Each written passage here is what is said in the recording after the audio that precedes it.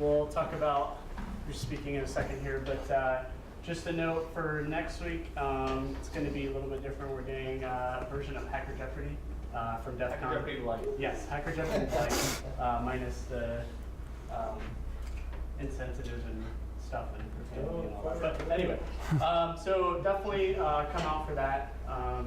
It should be a fun time. There will be no beginner's night. We're looking at doing possibly another hacker, I can't even talk. NSA codebreaker session. So we'll get like a doodle out for that to see when you guys are interested, if you're interested, and do probably one more of those before things get crazy with breaks and all that. So I think that's all for news. I don't think it's here to talk about shirts, but we are working on that, so we're going to get swag rolling here pretty soon. And I think that's it in terms of news. So today we have Bryan from ProCircular. He's going to be talking about some hardware hacking. And yeah, I'll just give it away. All right. How's it going, guys? I'm Bryan, as Daniel said. Recognize, I think, a couple of faces from Vegas, but anyway, I'm a security engineer with ProCircular. Been working for them for about a year now.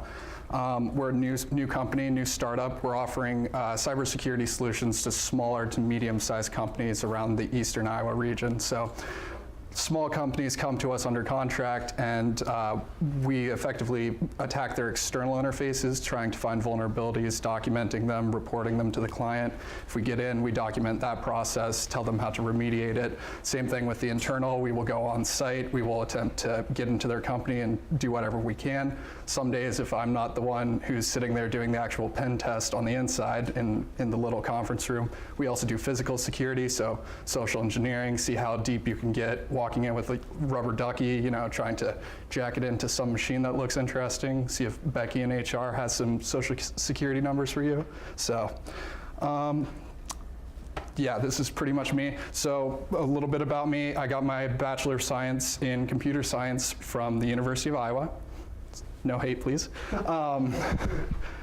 That does mean that I'm a liberal arts student, so all of you engineers can laugh a little bit at that. I worked as a sysadmin for several years before I started college, and then while I was working at Iowa, I worked in their IT services primarily as an AV engineer, so a little bit of hardware experience there. Now I'm a cybersecurity engineer. While I was at Iowa, let's see. Yeah, while I was at Iowa, I did do some work with the astronomy department, working on their telescopes, mostly automation for a remote telescope in Arizona. I also did research into Bluetooth mesh networking, so using small, low-powered devices to create mesh networks that could pass messages along to each other using very little power. So that's RTOS, real-time operating system. That's kind of the embedded hardware development that I've had. So let's dive right into some hardware hacking. So generally, hardware hacking is modifying existing hardware to be used in such a way that the manufacturer didn't intend. Covers everything from cutting a little hole in a plastic case to augmenting the internal circuitry, so actually modifying the digital circuitry inside the device.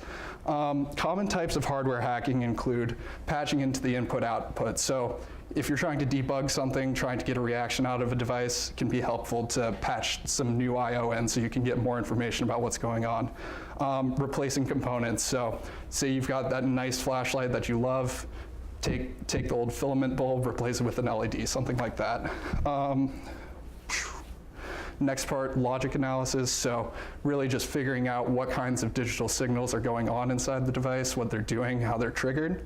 And then obviously dumping firmware. So if it's more of like a kind of embedded system, could be running Linux, could be running another RTOS, you kind of want to dump firmware, get an idea of what it's doing. So we'll start with patching I/O. Occasionally you want to get a better picture of what your device is doing. So patching I/O into a device can really help you get a good idea for what kind of stuff may be happening whenever you trigger, say, a button on the outside of your device. My favorite example is the simple LED. So just putting an LED in circuit with something that you're messing with, and it can give you an idea of what's happening. Sorry, I'm a little jacked up on caffeine right now. I just drove in a straight line for 100 miles, so. if you're working in a real-time operating system, this can be exceptionally helpful because at points where you would put breaks in your code, so some sort of loop, anything like that, you can set the LED to flash, which will help you kind of identify every step in your progress as you're moving along in your code. So if you're actually doing embedded development, this is one of the most basic, simple things that you can do to kind of like give it some feedback to you. So simple example, everyone knows what that looks like. Replacing a component. So devices don't always work the way that you want them to. Replacing components in devices can help you make more flexible hardware out of stuff that you already have. As I said, flashlight LED upgrade, wireless Keurig, a toaster that burns logos into your bread. Basic stuff. So this is a fun one. I got this from Hackaday. Someone put a little Bluetooth receiver inside their Keurig so that they could turn it on in the morning. Good project, like that one. Logic analysis. So figuring out what's happening inside of a lot of integrated circuits can be difficult, and logic analyzers can help you figure out what's happening there. So there's many different kinds of protocols that are used. You've got some protocols that are generally meant for human I/O, like serial, and actually lots of devices use serial, all USB, universal serial bus. So you can kind of just jack into those and see what's going on. I2C, mostly used with flash memory, or SPI, mostly used with flash memory. Anyway, so you kind of want a device that can pick up on those and tell you like when it's hitting 1, when it's hitting 0 across those components. And also figuring out what protocol it's using in the first place. So you could have one wire, you could have any sort of different kind of communication going over it, but you want to figure out what it's actually doing. Logic analyzers can help you plot just like simple time division graphs of when it's hitting 1, when it's hitting 0, what's going across it. All right, so this is an example of one that I've used in the past. This one's excellent. It can do tons of different protocols. And you get like a nice little GUI, lots of graphs going across that can help you identify what's going on inside the devices. As far as firmware dumping goes, many embedded systems run firmware from integrated flash memory. So dumping the firmware can kind of tell you what the device is doing. If you can decompile it and then read the assembly, you can really identify where jumps are made, when different things are triggered, and what the conditions are that create that, so that you can see maybe in a pen testing situation, what kind of input can make the device function in a way that it's not expected to. In my development experience, I use JTAG a whole bunch, AVR programming, if anyone's familiar. For lots of small embedded devices, using these JTAG interfaces can be a godsend and make it really easy to just get data out, kind of decompile it, look at it, and just figure out what's going on. Or SPI lines attached directly to memory chips. It's a lot less fun. Trying to get the pins on those like little embedded flash chips, friggin' nightmare. So this is the GoodFet debugger. I'm a big fan of this guy. This is an AVR. This can be used both to dump firmware. It's pre-programmed to dump firmware, but you can also use it to actually, as a programmer, as a debugger. So you can hook it up and flash new programs onto whatever device you just dump the firmware from, testing out new different kinds of software. So when you're doing these kind of tests, the kind of objective, if you're running into like a more integrated system, an embedded system, you're not going to have root. It's just a program that runs through it. But many devices are getting more complicated as days goes on. Now your refrigerator runs Linux. So getting root is kind of a big deal. You're always trying to get root anytime that you're approaching hardware hacking. So using root, you can really just identify what kind of vulnerabilities are present in the device. It gives you, if it's a Linux device, you have access to the entire config. And that really just lets you know, are they using out-of-date software? Are there hard-coded credentials in the firmware? These sort of things are huge issues that come up time and time again, especially nowadays. So it's a very important thing to do. So I think someone around here had an FTDI chip. Yeah, right there. So that is used for serial communication. I really like the FTDI friend. It's very similar. It has a couple more I/O pins. These devices are great because you can walk up to any router, pretty much any small embedded device that's running Linux, go trace on the motherboard looking for the TX/RX power and ground, just jack into it, and you just get to watch the machine boot up. And in those kind of environments, there's a very common bootloader known as U-boot, which if you time it exactly right, you can just see the U-boot engine come up, press enter, and then you'll get a nice little interface where you have full access to the flash memory. You can dump everything and then go examine it at your own rate. A good thing to do here, dump the memory, find where password is if it's a Linux system, so dump the kernel, find where password is in the Linux kernel, set your own password. When it boots up again, you've got root. So I'm a big fan of that one. That was actually all I did. I kind of winged this one, my apologies, but I understood from Daniel that most of you guys were interested in maybe asking questions about pen testing and that sort of thing, so thought I'd open up the room a bit. I can also just make stuff up as well, so. Anyone have any questions about hardware hacking in particular? Anything in that range? All right, I'll go for a story then.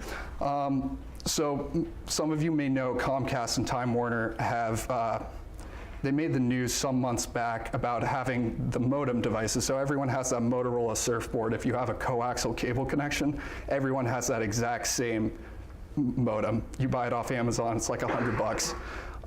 What some people don't know is that those machines get their firmware from your ISP. So the first time that you plug it in, it downloads a new firmware image from your ISP that then dictates how the modem runs. So in the case of Comcast and Time Warner, they had a kind of an out-of-band management system where they had Telnet open on the external interface of all their modems. This was in the firmware that was being deployed across all their enterprise. Now, from an external perspective, you couldn't see it. Outside of their network, you could not see those interfaces. But if you were inside their network, you actually could go look at your neighbor's interfaces because they're on the same, there's a NAT translation for kind of saving IPv4 addresses. And so if you're inside of that area, that kind of space between the rest of the internet and then you, somewhere in your ISP, you could go look at your neighbor's interfaces and actually see Telnet on them. And so that meant that after someone looked around a little while, they found credentials and were able to log in and effectively use other people's modems to create a botnet. So that was kind of a big deal for them. They had to go back and fix it. Similar things have happened in Europe and other places as well. These are more hardware-based vulnerabilities, but how do you really identify those? Well, one, you start off from the network layer. Someone just noted that Open Telnet was there, so that's a problem. After that, though, the investigation began, like you could brute force the password, sure, but it's easier to look at the device and actually figure out what's going on it. So how does this relate back to me? Well, we had an ISP come to us who was offering IPTV in their network. And they wanted to know, that was kind of an out-of-band thing. So it uses multicast to distribute the video stream to the customer. They wanted to know, like, how secure is it? What kind of things can you do with that?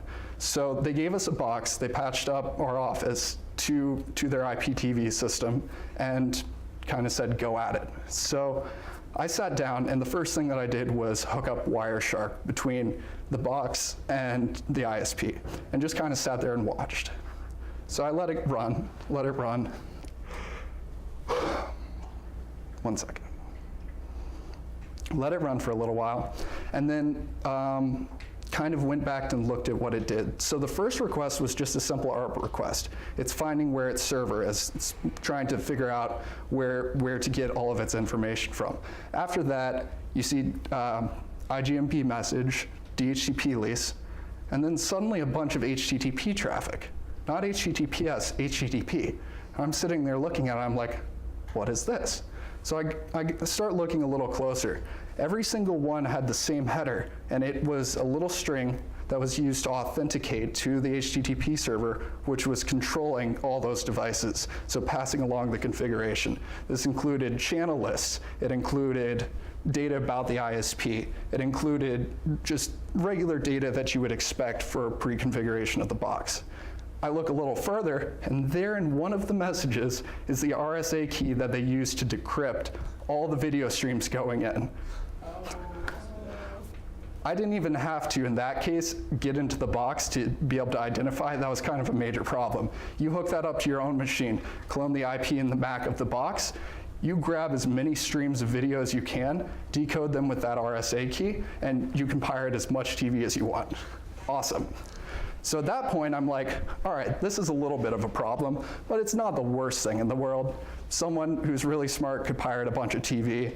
Maybe it'd come back on the ISP, maybe not. But that's not a vulnerability to the ISP, and that's not a vulnerability to their customers. So we're still looking at it to see what we can do. But the moral of the story is that they just didn't know that their configuration was in the clear there. And because if you don't pay attention, those kind of things can just happen. As it happens for them, they actually have good security where they isolate each client so that the clients can't see each other. So I can't pivot in directly to the other boxes, but right now I'm trying to figure out how to use that header to get back into the server that's passing the configuration to the box.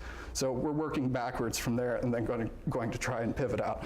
The moral of the story, though, is that always look, even devices that you kind of think are innocuous, things that they're in everyone's house, they can still be vulnerable, and they can still, that's kind of a big deal. And if you want to have fun with it, you can watch TV in as many places as you want, even if you're restricted by your ISP. So kind of just playing with the stuff in your own home can be a real kind of boon to learning and gathering your skill. If you find a vulnerability, though, disclose it to your ISP first. Don't do anything stupid. They've already patched it, so that's one that I can say. But yeah. So what's the solution to that in terms of a patch? Is it just using HTTPS? So all they needed to do was, when that initial configuration was passed to the device, you include an SSL certificate, and then you just SSL encrypt the whole thing. As long as it's trusted by the client, you're in good shape. But that key actually rotates every 6 hours, and so you'd have to keep picking up the key to keep decrypting the video stream. One way or another, the answer is just during the initial handshake, encrypt that communication. It's kind of valuable information. Don't leave it in the clear. So again, innocuous seeming devices in your own home might have vulnerabilities in them that you can kind of play with a little bit. Yeah. Let's see. I think that's the only story I had off the top of my head. Do you guys have any questions for me? You can ask me about anything related to doing pen testing, any of that sort of stuff.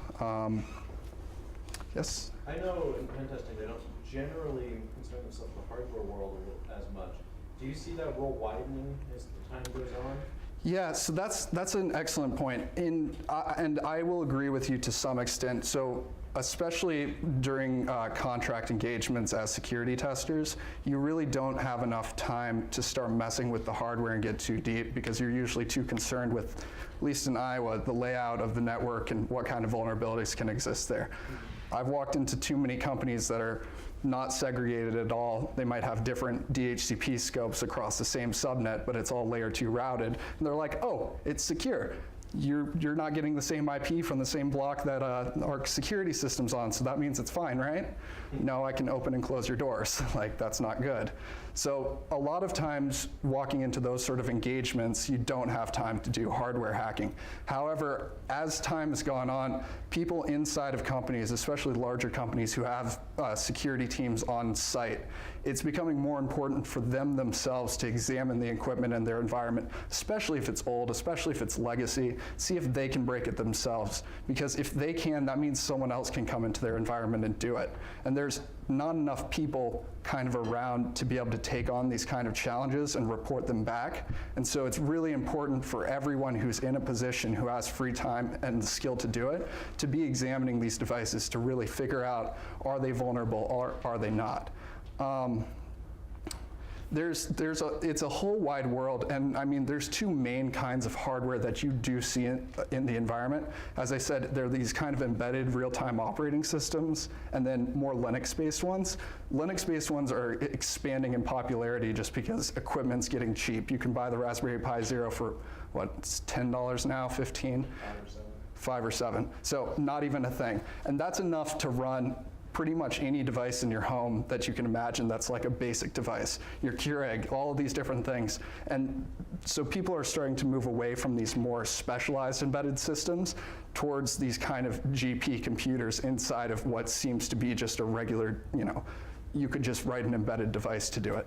And not to say that embedded devices aren't vulnerable, but this is the age of IoT coming in. So now we're starting to see these general purpose computers being hooked up to networks, and that's where it gets really dangerous. Yeah, it's not as big of a deal if you have, a buffer overflow in a piece of code running on an embedded device that never sees the light of interaction of someone else. But if it's hooked up to the network all of a sudden, someone just backports just a little TCP IP stack to it, that's then a very serious issue. And so you've kind of got to look for those things. And that's where hardware hacking really just comes into effect. Yeah. Anyone else? Can tell more pen test stories. People would like that, yeah? Okay, cool. So yeah, I mean, we walk into all sorts of environments. We do everything from, as I said, small to medium, but that means that there's cities, there's towns, there's municipalities that need testing, hospitals, these kind of different systems. Some of these things are rather sensitive, so I've run across quite a few biomedical devices that you ping it too many times, it'll shut off. These are the kind of things that we're starting to see where that's now an internet-connected device. That's an embedded hardware device that's network-connected. I mean, maybe it's self-defense that it shuts off, maybe that was an intended thing, but if I'm in a hospital doing a live test, I then have to go identify where those devices are. The one that it actually was an argon laser, and thank God it wasn't in use because someone's in surgery, I ping it twice, shuts off in the middle of surgery. It's a very serious problem. So you can kind of get an idea of, they're small hardware devices, you don't really think about them, but for management purposes, they're networked now. So you kind of have to approach it with that style. The other thing is safety and security. If you're doing pen testing work, always do it under contract. I can't stress that enough. It's a dangerous world out there if you're not doing it under contract, because as one of our compatriots learned, he was testing at a particular town and he was testing the whole municipality. Well, he parked up at their city hall and was just messing with their Wi-Fi and walking around and looking kind of suspicious. A police officer saw him. It's kind of a thing. So he wants to know what he's doing. He looks very suspicious. And so technically, the police officer's part of the municipality, they're not supposed to know if you're doing social engineering unless they catch you. Well, in this case, he had the contract with him, but he didn't quite pull it out fast enough, and the guy did threaten him with a taser. So it's kind of like, you've got to watch yourself, make sure you have the contract, make sure that you're actually supposed to be there. So I can't endorse anyone walking in and trying to do this kind of pen testing stuff on their own without some backing.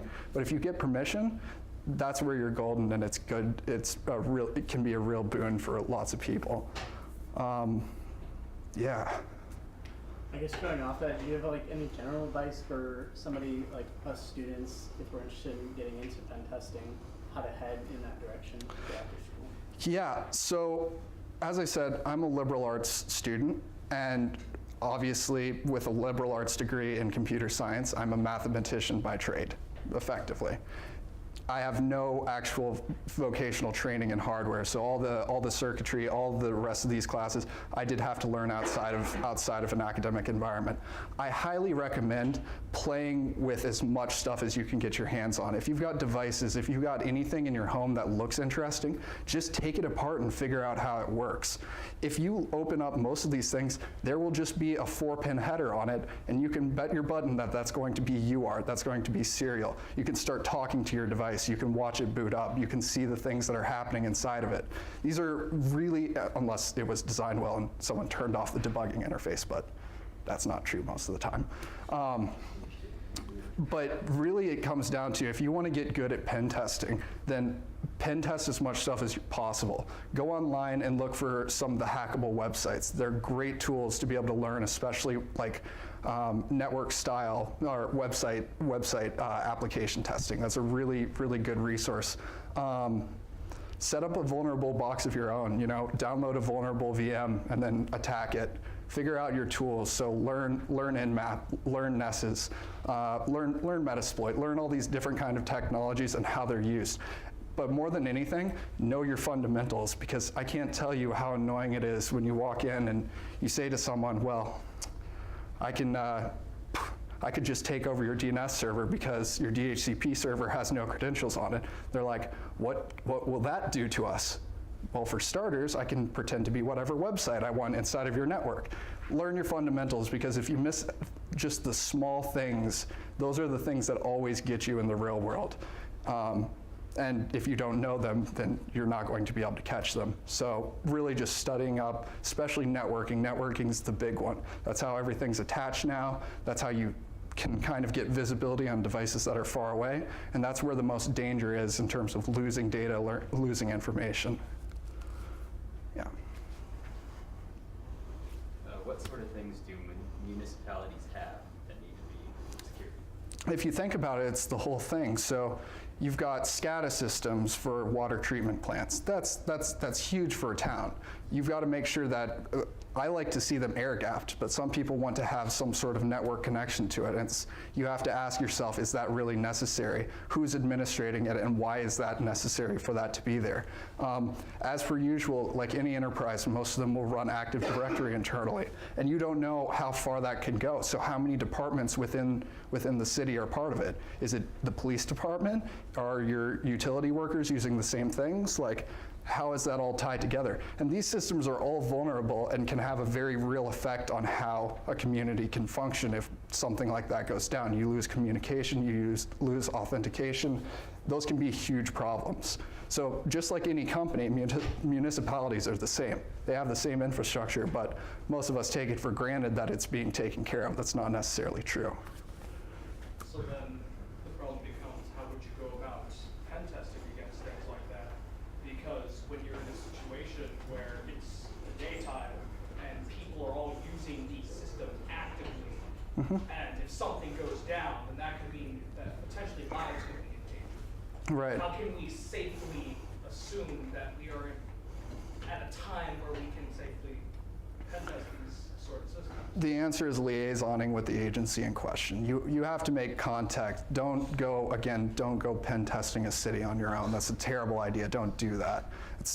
That's a good way to actually get tased. The other thing is that if you as a citizen want to test against your city, and you have credentials to back it up, and you go talk to them about it, they might just say yes to you, because they might know that they've got problems and they want you in. Better than that, though, is to join an entity that can make contractual agreements. You won't have legal protection if you're doing that on your own. So if you do mess something up, that's on you, and there's no one there to protect you.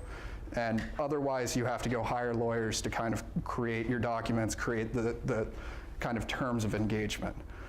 That's really what I can say about it. Taking down like important things in a city. So in a lot of pen tests, if I see a vulnerability, I'm going to go ask whoever's in charge of whatever company it is, what does this box do and what is it for?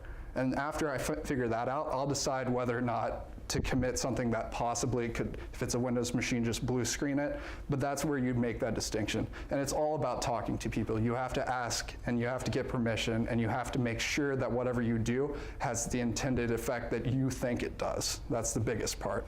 It's really easy to go in and just run a scan, see a vulnerability, go look it up in Metasploit or whatever, and then run it. And half the time, it's just going to be a denial of service vulnerability. So all you've done is denied service to that.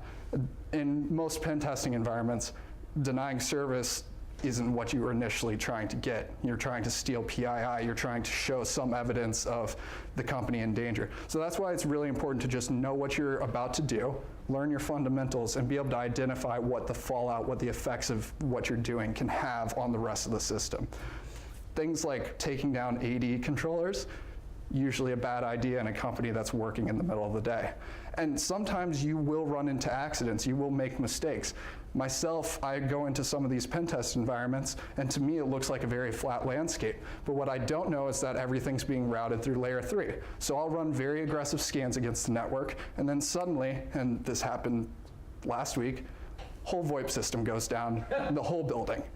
And they're sitting there asking you, what did you do? I'm like, I haven't done anything yet, I'm just scanning. You unplug it, oh, and everything comes back. Oh, so you're flat, but you're routing everything through layer 3, and you don't have a strong enough box to do it. Well, why can I see your VoIP network in the first place? Those kind of things. So you can make mistakes, but knowing why they happened and identifying how to remediate them, that's the other part of that. My recommendation to them is, don't put your VoIP in a place that the rest of the network can see it, because you're just going to cause quality of service issues no matter what. These sort of things exist, these sort of things happen. That's why you have to kind of be able to say, even if you do make a mistake, explain why it happened and explain how to fix that so it doesn't happen again. That's a big thing. Yeah. Sorry to eat up so much of your time. No, you're good. In some of your contracted work, have you run into companies that are running legacy OSs because maybe some of their legacy software requires it, and it's just been blatantly open to the network the entire time? So I don't know if anyone here is familiar with IBM AIX. I haven't seen it in a long time, but I ran into a company that was running a 2006 edition of IBM AIX. Their entire enterprise relied on it, and no one had thought to firewall any of the ports on it. There was this nice little telnet port, and it would never lock me out. And after a while, I brute forced the credentials, and it was just admin and the company's name. And I was like, cool, great job, guys, good security. Got into it. It's actually running their financial processing system, so all their transactions are running through this ancient machine, protected by nothing, and I have their whole client database just on my screen. You run into that stuff sometimes. People take, again, new system admins will come in, and sometimes they'll look at a system and be like, well, the last guy made it work, must be fine, we'll ignore it. It could be important for the entire company's foundations, but to them it doesn't seem that important because it's working. These are the things you're looking for and trying to identify. But yeah, you see lots of legacy systems out there. My favorite thing to run across is lots of companies, as any enterprise, will have RFID scanners to open doors and locks. So, and the same thing with security cameras, all those things. A lot of people will just leave them on their network thinking, that works, that's fine, we'll just leave it there. And you can just trigger them to do things just across the network. And they're like, we've never had a problem with this. I said, you've never had me sitting in your office. So what if someone else does, now they can lock all the doors in your company? Is that not a problem for you? So, you know, kind of varies, but you see lots of stuff like that going into engagements. And you don't hold always blame on the people in the company who have done it. Sometimes it's out of ignorance, but the main thing is letting them know how to fix it is the biggest thing that we focus on. It's the remediation process, because sometimes it's easy to find a vulnerability. Figuring out how to remediate it though, and working with them directly on how to do that, that's more valuable, and that provides more kind of communication and actually improves the environment more than just finding the vulnerability in the first place. One last question. On top of that, so say they can't replace that box. That box is indisposable and it needs to stay there. Yep. What would you do? Well, in their circumstance, it was really simple. All the management interfaces, put them on an out-of-band management interface, because the rest of it ran through SSL. The rest of it was running through just SSL. The rest of those interfaces just didn't need to be exposed. The system could have had more vulnerabilities, but they weren't going to, after getting their whole database, they weren't going to let us start web app testing against it. One way or another, though, we went in and we explained, this is obsolete, this is ancient. You have to make a review internally of how necessary this is and what options there are to replace it, or at the very least patch it and upgrade it to the right state that this won't happen. That's kind of the short and simple. Sometimes you can't, and sometimes you have to explain to them, if you can't do this, then this is going to remain an issue for you. It might end compliance for you in some way. If someone comes in to do an audit, this might be the thing that makes you fail. You have to make them aware of that, though. That's the biggest thing. Yeah. Anything else? Questions, comments? Just on a social engineering front, that seems like a rather quick escalation from what are you doing with the computer to I'm going to tase you, bro. Yeah, well, I should mention, this guy likes to wear giant backpacks and tan suits with the giant backpack, so you look a little suspicious when you're doing that. Also didn't help that he was jacking in the USB drive, kind of staring at it, and then holding it, and then looking up, and then holding it, and unplugging it, and looking back. It looks a little suspicious. Sometimes it can escalate very quickly. Sometimes not as fast. Sometimes they'll be a little more respectful, but who knows. That's why, if you're a computer scientist, most likely you like to avoid conflict. At least I do. Sometimes, most of the time, maybe. It's better to be safer than sorry in those circumstances. Yeah, the other big thing I'd say in what we do is social engineering is obviously the biggest problem. People are always the weakest link. So I've talked mostly about technology here, but the reality is technology isn't the biggest problem, it's always people. I get the most credentials from phishing campaigns. You send an email, it looks like an internal company portal, send it from a Gmail address to the whole company's roster. Usually you can guess what their naming scheme is, just like anywhere else. You just get a company name list, first initial, last name. You've got the majority of the company. You will be surprised how much all of the company falls for that. As long as your website looks legitimate, they won't look at the URL bar. They won't see who it's sent from. They'll just blindly enter in their credentials, and you take them, redirect them back to their real login page. That's what I do, at least. That's in scope for you?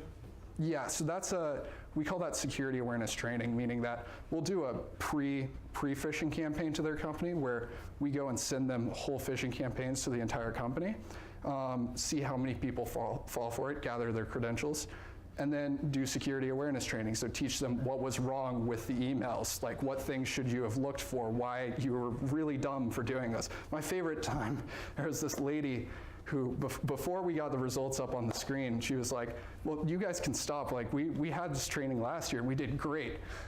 Throw up the slide, 60% of the company. She was included in it too, so that made it even funnier. She didn't talk anymore for the rest of the presentation. So, I mean, it's really a very serious problem. We don't go as far as phone calls, you know, dead phone calls, anything like that, but we will email. Email's big. Email's the easiest way. And you can distribute malware that way really easily too. If they're gonna fall for a bad link that's wrong domain, wrong email, what are the chances they'll open a malicious Word doc? Almost 100%. Just out of curiosity, it happens. So people are the problem in most of these environments. There's too many people. Technology may or may not be taken care of, but most people have a firewall nowadays. So most of the external interfaces that I see at least look fine. And then you get into the back end and it's just a mess. And if you're an external actor and you don't have like geographical access to the company, you won't know that. But it's really easy to get someone's credentials. Maybe they have a VPN, use those credentials on the VPN, you're in now. So that's like a very, very big thing that can happen. But it all comes down to the people. Tailgating's big. Holding a door open for someone who is holding something heavy, great way to just walk into any vaguely secure looking building. Works about 75% of the time. The other 75%, they tell you to go to reception and get the visitor's badge, but the rest of the time it works. That's another good one. Great way to see how deep you can get inside before you see a cool looking computer that lots of flashing lights and jack in a USB drive. Do you guys like install keyloggers on computers? So we could, but in a pen testing environment, we have maybe 2 to 3 days to do it. Jacking in a keylogger isn't going to be that helpful for us. We could do it, but then it's really an issue of, is anyone going to notice it? And the answer is maybe, but will it really tell us much? No, not as much, because the people will gather their credentials, yeah, but if we're on the inside of their network, we're going to be trying to get them other more serious ways anyway. So that goes along with the security awareness training, where it's like, if you see something between your keyboard and your computer, unplug it because it's probably not good. But in a real pen test, it's possible, and if we get really frustrated, that's something that we might do. Usually it's unnecessary, and honestly, it doesn't tell you a whole lot more about what the inside of their company actually looks like, other than gathering credentials, of course. Yeah. Yeah, that was, I guess that made national news just now, but y'all heard about the keyloggers at Iowa, right? Okay, so that was while I was working for the university, actually, and it was about a year ago that I got a nice scary email from the security department telling me that my credentials were part of that dump. So I can tell you guys, it was one of the colleges at the university, and the guy went into every lecture hall in the building, installed hardware keyloggers in the back of the machines. When I went back to visit my old coworkers after I stopped working there, they just had a jar of keyloggers. They were ready to hand off to the FBI. I was like, that's so cool. Keyloggers are a very serious problem, though, don't get me wrong. In a pen test environment, it's less important to use them. In the real world, though, look for them. Make sure that they're not between your device and the computer, because you'll get got. In 6 months while I was working there, I would touch maybe 4,000 some machines. So I know what building it happened in. I couldn't tell you how many of the lecture halls it happened in, though, because every time I didn't go behind, open up the rack, check for keyloggers. It seemed a little bit unnecessary at the time, but nowadays it's kind of necessary. So yeah. Yep. Anyone else?